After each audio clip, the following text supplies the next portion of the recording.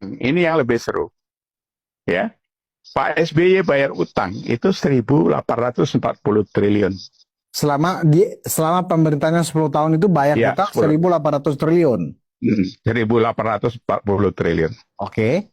Pak Jokowi bayar 5.323 triliun. Wow. Nah, Hampir 3 jadi kali lipat. ya 3 kali lipat, 2,8 kali lipat. Maksud saya, Mas Budi, selalu kita terjebak dengan apa? Framing dengan hoax yang seperti itu yang dibuat orang-orang untuk membodohi masyarakat kita. Itu nggak baik. Karena negara ini tidak bisa diurus secara putus-putus kan. Iya, iya. Dari zaman Soekarno punya utang ke Soeharto, Soeharto ke selanjutnya lah sampai sekarang. Emang bisa dibilang, oh utangnya Soeharto suruh Soeharto aja yang bayar gitu, bisa gitu. Mhm.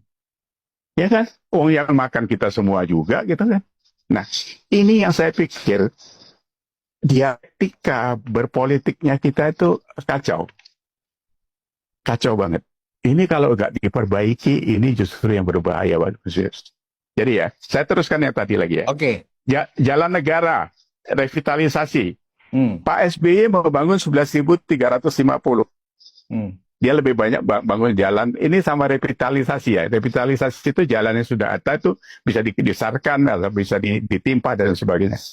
Pak Jokowi itu membangun 10.700 Kilometer. tapi tolnya 2.700, dia lebih banyak daripada Pak SBY. Pak SBY bangun tol 350 km, Pak Jokowi 2.700. Ya. Jadi unda-undi saja dia. Bendungan. Pak SBY bangun bendungan 7, yang 18 itu bahasa yang dulu kita pakai itu mangkrak.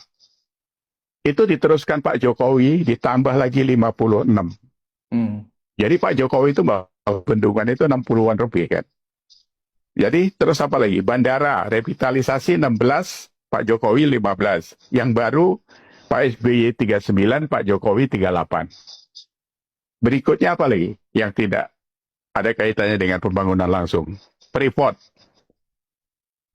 Berapa presiden membiarkan Freeport 9% sahamnya? Diambil Pak Jokowi, dibayar 60 triliun, uangnya Inalum.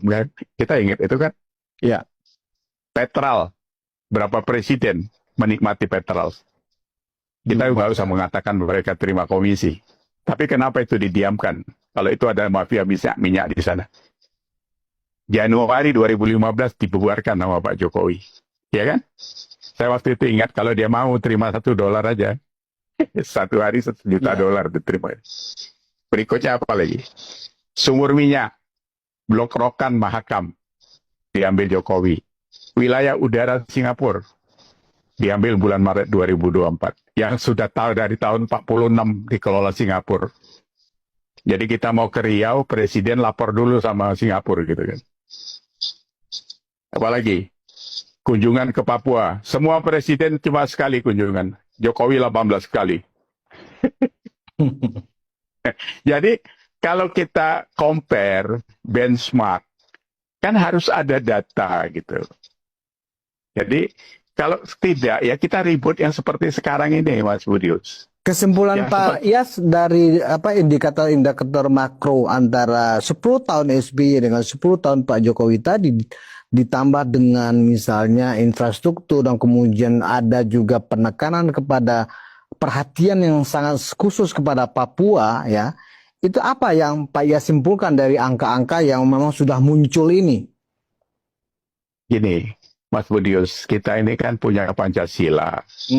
Ketuhanan yang Maha Esa, bebas beragama, berantakan. Kan gitu kan. Kita harus jujur loh. Minoritas itu nggak punya ruang gitu kan. Selalu diganggu. Ini soal ponpes sebentar aja udah ribut gitu kan. Terus apa lagi? Yang lain-lain sampai keadilan sosial, pemerataan dan sebagainya itu kan tidak terjadi. Itu saya lihat cuma ada di Jokowi waktu itu. Ngapain dia sampai ke Papua 18 kali? Membangun Trans Papua 3.600 kilometer. Ya kan? Memotong subsidi BBM kita supaya bisa mensubsidi Papua. Itu kan sebuah pemikiran seorang negarawan. Nggak gampang itu. Kalau dia cuma mau duduk jadi presiden, untung rugi saja. Sudah dari kemarin-kemarin kaya dia.